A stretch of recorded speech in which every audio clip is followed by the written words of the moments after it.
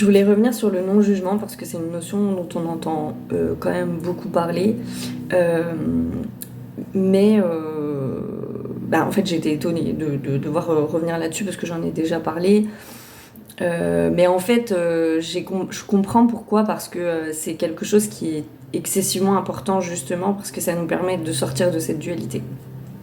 Et le non-jugement, c'est quelque chose qui est excessivement difficile à pratiquer en vrai dans sa vie de tous les jours.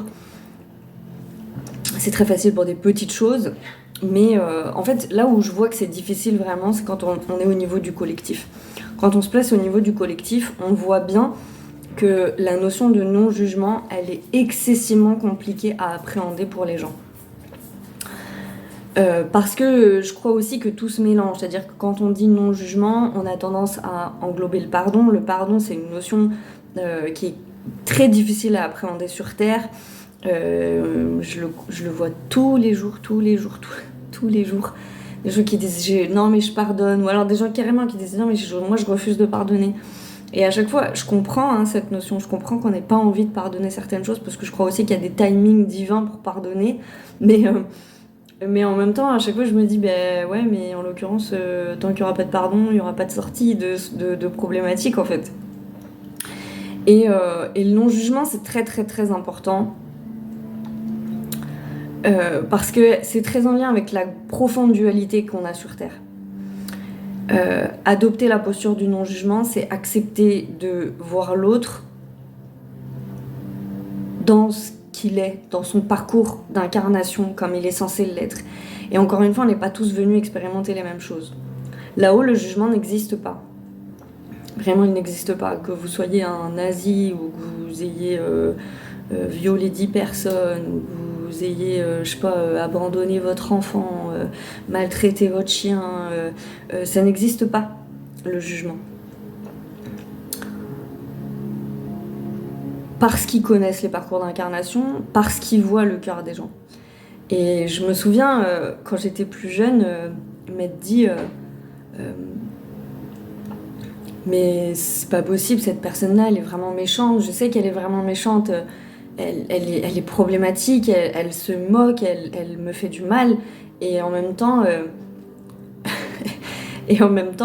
j'entendais toujours une voix me dire, mais c'est oui, mais en même temps, essaie de le voir comme un enfant.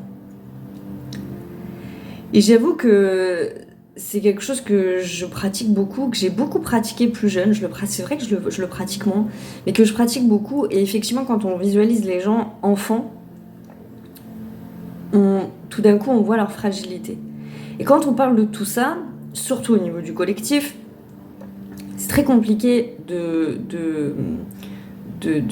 pouvoir avoir un discours cohérent, parce que très vite les gens vont dire non mais si je pardonne, si je suis dans le non-jugement, ça veut dire que j'accepte ce que l'autre fait. Mais là-haut, ils n'acceptent pas le mal qu'on fait. Jamais. Mais quand on part, on se retrouve face à soi-même, on se retrouve face à sa conscience. Et on se retrouve, si on a fait beaucoup de mal, dans des ténèbres assez profondes. Parce qu'on nous oblige, d'une certaine façon, à faire face. Enfin, c'est un mouvement qui se fait naturellement d'ailleurs, mais on est tous face à notre conscience. Même si on considère qu'on est dans le bien. Parce que on schématise souvent, au final. Il y a les gens méchants, et puis il y a nous. Moi, c'est comme ça que parfois je pense. Sauf que, dans le fond, finalement, même si dans mon quotidien, je fais attention à pas blesser les gens, je fais attention, j'ai quand même des mauvaises pensées, j'ai quand même parfois des jugements envers les gens, justement. C'est très difficile de ne pas avoir de jugement. C'est presque, je vais pas dire que c'est mission impossible, parce qu'en l'occurrence, on ne nous demanderait pas de le faire si c'était le cas, mais c'est excessivement compliqué. Et encore une fois, on se rend compte sur les problématiques qui sont très intra-terriens, finalement. On le voit beaucoup sur la thématique, sur le rapport entre les hommes et les femmes. On le voit beaucoup sur tout un tas de choses. Il y a les bons, il y a les méchants. Donc l'homme violent, l'homme qui va... l'homme ou la femme d'ailleurs, parce que je sais pas pourquoi je dis les hommes spécifiquement, mais qui va frapper son animal, qui de toute façon fera preuve d'une expérience de non-amour dans la matière. On le juge. On le juge. Bien évidemment qu'on le juge. On se juge beaucoup nous-mêmes, mais on juge beaucoup les autres. Et tant qu'on juge, ça veut dire qu'on est dans cette dualité de moi je sais faire bien, toi tu ne sais pas faire mal, tu ne sais pas faire bien, donc tu fais mal, donc tu es une mauvaise personne. Donc si tu es une mauvaise personne, finalement presque tu ne mérites pas de vivre.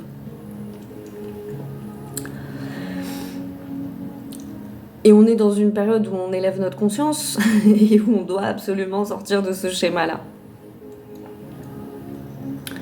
Alors il y a cette technique de voir les gens comme si c'était des enfants, encore une fois, sans confondre je te pardonne et j'oublie. Parce que ça n'enlève pas qu'à un moment donné, on est toujours dans cet équilibre où bien sûr qu'on doit poser des limites aux gens, c'est une évidence. Si quelqu'un vous fait mal, si je sais pas, vous êtes en couple, un homme vous frappe, vous n'allez pas tendre l'autre joue ou lui dire continue de me maltraiter, c'est très bien. Là non, il faut partir, il faut se sauver. C'est un regard porté sur l'autre qui change tout en fait. C'est un regard porté sur l'autre. Il faut pas sous-estimer le pouvoir d'une graine. Vraiment. Là-haut, ils prennent en compte tout le parcours et l'histoire de la personne. Tout ce qui est non-amour va être en quête perpétuelle et en recherche perpétuelle d'aller souiller, faire du mal, aller faire souffrir. Donc ça cherchera perpétuellement en fait, perpétuellement. Et si on décide d'être dans l'amour, dans ce fameux amour inconditionnel qui est quand même très dur à incarner dans la matière et qui, en fonction des situations, encore une fois, c'est facile de pardonner à son voisin qui fait trop de bruit. Mais un homme qui vous frappe, un homme qui vous maltraite, ou une femme pour les hommes, quelqu'un qui vous trahit, je sais pas moi, quelqu'un qui tue votre enfant, qui fait du mal à votre enfant, c'est quand même un autre délire quoi. Et on le voit à l'échelle collective, ça se voit, c'est grossi à l'échelle collective. Alors aussi parce qu'il y a des mécanismes qui font qu'il y a beaucoup de gens qui appuient sur une manipulation très forte pour que les gens soient bloqués dans cette espèce de truc. On renforce les jugements, on les appuie. Mais j'aime à rappeler que effectivement là-haut il n'y a pas de jugement, il n'y en a pas. On est seul face à notre conscience et quand tout se terminera, on sera seul face à notre conscience en fait. Et c'est facile de se mettre dans le camp du bien. C'est facile. C'est facile parce qu'il suffit qu'on fasse peu de mal dans notre quotidien pour se dire moi je fais partie du bien et l'autre il fait partie du camp du mal. C'est facile. Mais c'est pas forcément le reflet de la réalité. Parce que quand on juge, quand on va émettre des jugements très forts envers une personne, et projeter, du coup la détester, même si cette personne a raison, elle a fait du mal, en fait ça va rentrer en ligne de compte dans notre parcours à nous aussi. C'est-à-dire, à la fin, c'est est-ce que tu as réussi à aimer les gens vraiment pour ce qu'ils étaient ? Est-ce que tu as réussi ? Encore une fois, aimer, ça ne veut pas dire garder dans sa vie. C'est très important ça pour moi, parce que je vois bien qu'il y a trop de gens qui font la différence. Comme pardonner ne veut pas dire oublier. C'est des choses qu'on doit se répéter sans cesse et qu'on doit examiner dans notre quotidien de manière très précise. Parce qu'on garde des rancunes envers nos ex, envers notre famille. On les garde ces rancunes-là, même si on essaie de travailler sur nous, même si on fait ce qu'on peut pour essayer de passer à autre chose, on les garde. Et ça nous enchaîne véritablement, et ça enchaîne l'autre en fait, c'est surtout ça le truc. C'est que plus on reste dans cette logique de jugement, et plus vous allez figer cette personne. Si cette personne, dans son incarnation, elle est venue faire ça, c'est comme si elle avait enfilé un costume de méchant, d'accord ? Son but dans cette incarnation, c'est voilà, je suis méchant, je fais du mal, je suis méchant. Plus vous allez la regarder en vous disant que c'est une personne méchante, et plus vous allez renforcer son bouclier, son vêtement là. Et vous lui donnez des armes en fait pour être encore plus méchant. Alors que si finalement on adopte une autre posture, et qu'on regarde cette personne,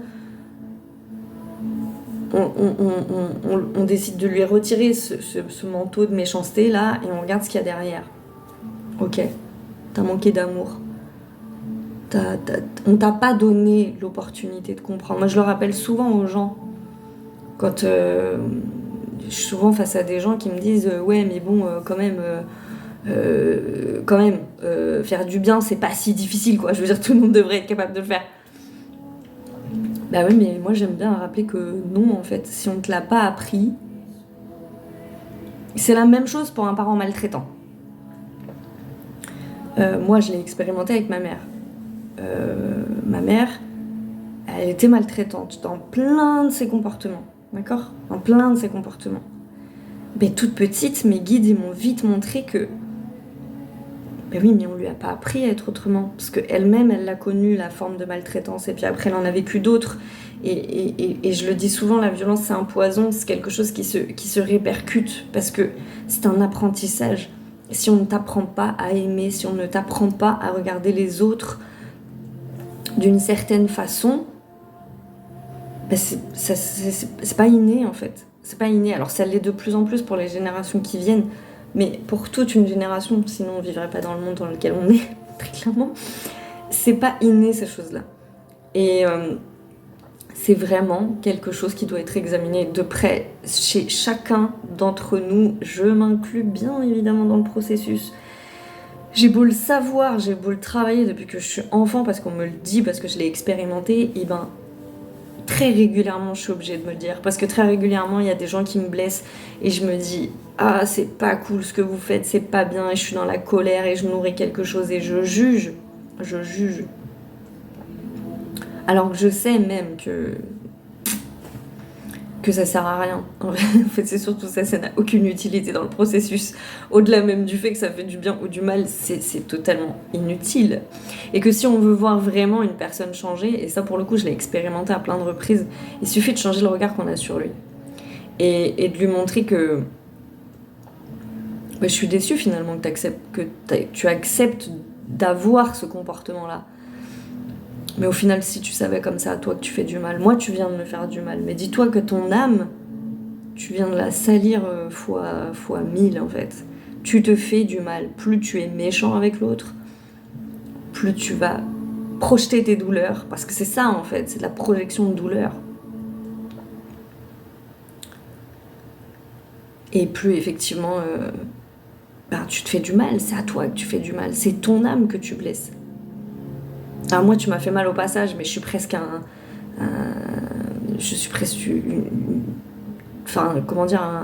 caillou malencontreux que tu as rencontré sur ton chemin, tu vois.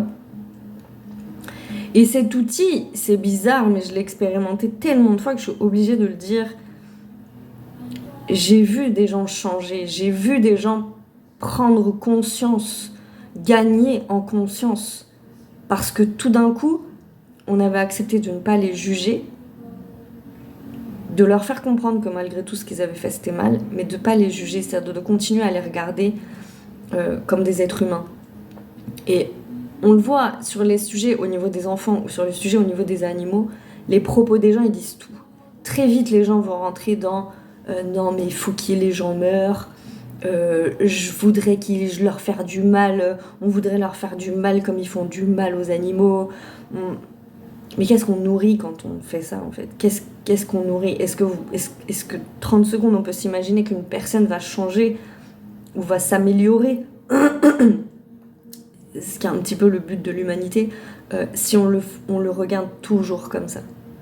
Et regarder une personne en acceptant de sortir de sa colère et de se dire oh t'as pas connu l'amour toi, tu sais pas ce que c'est, ok. Enfin, faut bien vous dire que c'est comme si deux planètes se rencontraient, quoi. Une personne qui n'aurait jamais été aimée, à qui on n'aurait jamais donné les codes, qui aurait toujours connu que de la maltraitance. Je vous dis, c'est bête, mais ma mère qui gueulait tout le temps, mais je me suis rendu compte que j'avais cette habitude de gueuler tout le temps et je dois travailler au quotidien, tous les jours de ma vie, pour me dire que c'est pas un schéma de fonctionnement de gueuler, en fait. T'es pas obligé, tu peux parler normalement. Et en fait, ton enfant, il comprend.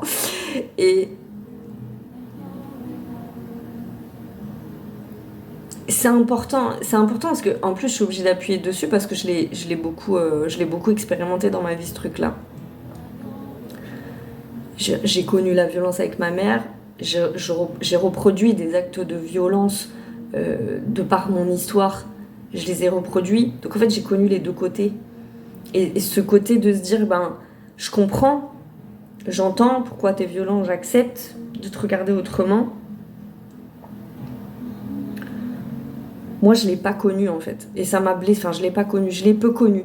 Il y a peu de personnes qui sont capables de ça en fait. Et je m'en suis rendu compte en l'expérimentant. C'est-à-dire que très vite, en fait, les gens, ils jugent et quand on juge, on fait beaucoup de mal parce qu'on enferme vraiment la personne dans quelque chose où elle ne peut plus sortir finalement.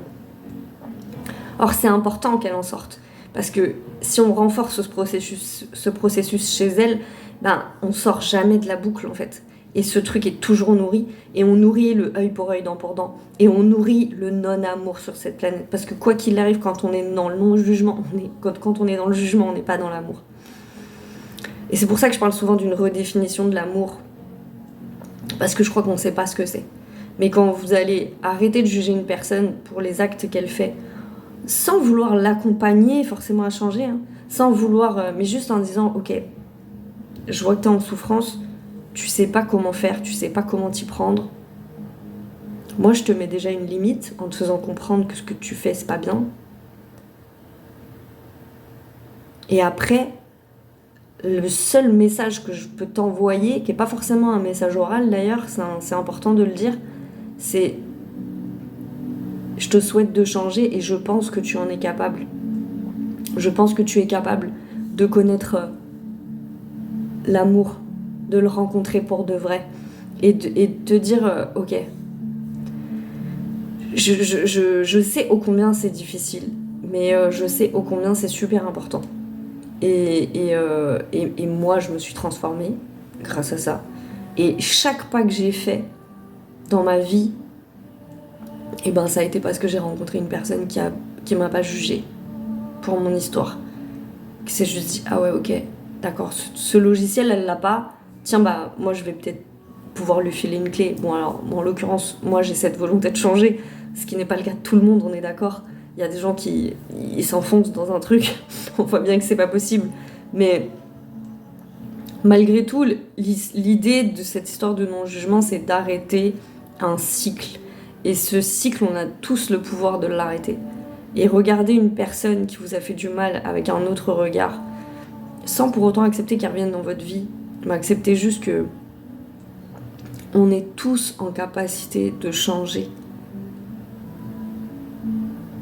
La formulation est maladroite, mais on est tous en capacité de monter en conscience sur certaines choses. On est tous en capacité de comprendre ce message. Le problème, c'est qu'on n'est effectivement pas venu faire toutes les mêmes incarnations. Car à chaque fois qu'une personne vous fait du mal, certes elle fait du mal, mais en même temps elle vous apprend. Et ça aussi, c'est compliqué à comprendre que les mots... Ah pardon. Je sais pas, si nous pas entendu un bruit. C'est rien. Reste là. Et c'est très important que les mauvaises expériences nous apprennent tout le temps. Même les pires. Et ça aussi, c'est pas facile à entendre, c'est pas facile à comprendre, c'est pas facile à appréhender. Ça prend du temps. Ça demande de l'expérience. C'est une quête, c'est un cheminement qu'on apprend avec le temps, parce qu'il y a des domaines en plus où on va l'apprendre très facilement. Mais quand on accepte de sortir de l'histoire du gentil et du méchant, quand on accepte de comprendre qu'on vit les choses aussi parce qu'on a une responsabilité, que parfois quand les gens nous font du mal, ben, c'est aussi parce qu'on leur a laissé des brèches, aussi parce qu'on avait besoin de cet enseignement. Il y a plein de fois où je me suis rendu compte que j'en avais besoin et que finalement on peut dire merci à l'expérience, même si elle a été désagréable. Et c'est important à l'échelle collective de comprendre ça, parce que c'est à l'échelle collective qu'il y a le plus de boulot finalement. Et c'est le même procédé partout. C'est le même procédé tout le temps. Et c'est un procédé qui n'est pas simple. Parce que parfois on est confronté à des forces qui sont vraiment sombres, qui sont vraiment dans la méchanceté pure. C'est-à-dire vraiment avec une volonté de détruire, quoi. Et je l'ai déjà exprimé, mais même avec les forces les plus sombres, même avec des entités ou des choses vraiment dark, pour l'avoir expérimenté encore. On peut être souvent on est dans la colère, parce que quand on est attaqué, la première phase c'est la colère. Et pour l'avoir expérimenté, ça change rien. Eux, ça les excite, ils sont super contents, quoi. Genre, putain, j'ai réussi à l'énerver, c'est génial. Un gros kiff, quoi. Et ça va être ça, pour le coup, dans plein d'expériences humaines. Il y a des gens, ils vont kiffer vous voir vénère, ils vont kiffer vous mettre les nerfs, et ça va... c'est génial, quoi. Je veux dire, c'est super. Et quand tout d'un coup, on lâche et qu'on se dit, non, je vais pas nourrir, je vais pas me mettre en colère, je vais pas... Je m'entoure de cette lumière et j'ai juste envie de la projeter, quoi. Quoi qu'il arrive, t'es mon frère. Même si t'es pas quelqu'un de bien, t'es mon frère. On est de la même espèce et t'as les mêmes capacités que moi. On est pareil. Donc je te remercie pour le miroir. Je vais pas te mettre dans la case méchant, je vais te mettre dans la case de... Je te souhaite de grandir et de connaître l'amour. C'est tout ce que je te souhaite. Parce que quand tu connais l'amour, voilà, et je peux vous assurer que n'importe laquelle des entités... Oui, il y en a, c'est plus dur. Enfin, c'est plus long. Faut tenir bon, quoi. Faut vraiment projeter beaucoup d'amour. Mais n'importe laquelle des entités, ils sont désarmés. Mais c'est impressionnant, je veux dire. C'est impressionnant. Et c'est pour ça que j'aimerais aussi déconstruire ça, c'est que vous pouvez vous parer de tous les talismans, de toutes les pierres, encore une fois, de tous les... Si cette posture à l'intérieur de vous, elle n'est pas carrée, eux, ils savent. Il n'y a que la lumière pure de l'amour inconditionnel qui va fonctionner. Et quand vous êtes en lien avec vos guides et que vous êtes dans une de ces journées où vous vous trouvez comme une merde, il n'y a rien qui va dans votre vie, vous avez fait du caca, mais genre...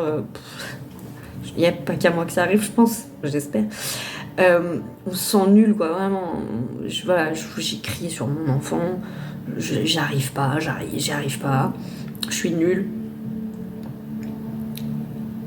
C'est la première chose qu'un guide va vous donner. Il va vous donner de l'amour. Il va vous faire comprendre que vous êtes parfait tel que vous êtes. Que la seule chose qui s'exprime là, c'est de la douleur et de la souffrance. Et que cette souffrance, il faut l'écouter pour l'apaiser. Et arrêter de faire ce comportement, en fait. Et ce qu'il nous donne, c'est ce qu'on doit donner à l'autre. Et c'est super difficile. Faut le dire aussi. C'est super difficile et c'est un apprentissage. Mais c'est important d'être concentré sur cet apprentissage parce qu'il demande un effort d'ouverture de conscience. Il demande un effort d'ouverture du cœur. Il demande un effort de pardon et d'arrêter le cycle.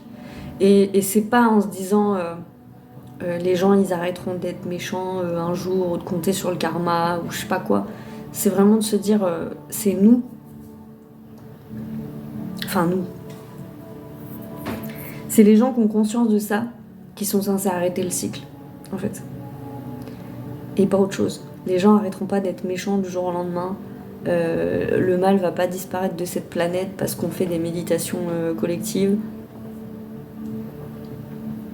Le mal s'arrêtera à partir du moment où on y projettera beaucoup d'amour. Et ça demande un examen de conscience et un examen de soi qui est très très fort. Et cet examen de conscience, c'est ce qu'on vit en ce moment. C'est pour ça que il importe vraiment de se regarder en profondeur pour que les choses elles changent dans le collectif et qu'elles changent à l'extérieur. Mais c'est excessivement important d'étudier ce non-jugement dans nos vies au quotidien. Parce qu'il y a plein de zones où on juge. Et toutes ces zones, je vous dis pas que demain on arrête de juger, c'est pas ça. Mais encore une fois, c'est l'intention et la conscience. Si vous êtes vraiment fermement dans cette intention de vous dire ok, cette situation, je veux plus juger, je veux vraiment mettre de la paix dessus et j'ai décidé que je projette pas sur toi, j'ai plus envie. c'est plus fort que de souhaiter de l'amour. J'ai du mal à le verbaliser parce que c'est un ressenti plus qu'une expression. Parce que vous allez pouvoir dire je te souhaite de l'amour, mais à l'intérieur, c'est pas forcément le cas. Et encore une fois, ça se fait même sur les choses les plus dark, c'est-à-dire qu'il n'y a pas d'équivalent, c'est pas dans ma vie de tous les jours, sur les petits trucs je le fais, et puis sur les choses dark je le fais pas. Parce que c'est exactement le même procédé, quoi. Je veux dire, vraiment. Exactement le même. Et il y a quand même un petit peu de travail encore sur tout ça, à toutes les échelles. Voilà. Mais c'était... Je suis assez optimiste, je sais pas si ça se ressent dans la vidéo, mais je suis assez optimiste sur ça parce que je crois qu'on y vient tous à cet apprentissage finalement, que par la porte ou par la fenêtre, on finit par l'expérimenter. Moi, tous les gens que je vois qui veulent rester dans leur colère ou dans leur non-pardon, et j'émets pas de jugement là-dessus parce que vraiment je peux comprendre, c'est pas quelque chose de simple. Oh Seigneur, en tout cas, gardez un seul truc parce que vraiment c'est de l'expérience. Quand vous arrêtez de juger les gens sur des choses qui vous paraissent graves, il s'accomplit vraiment un miracle. Véritablement. Pour vous, comme pour la personne en face. Et ça n'a pas de prix. Et c'est ça, l'expression de la lumière sur Terre, je crois vraiment. Et c'est ça qui changera le monde, en fait.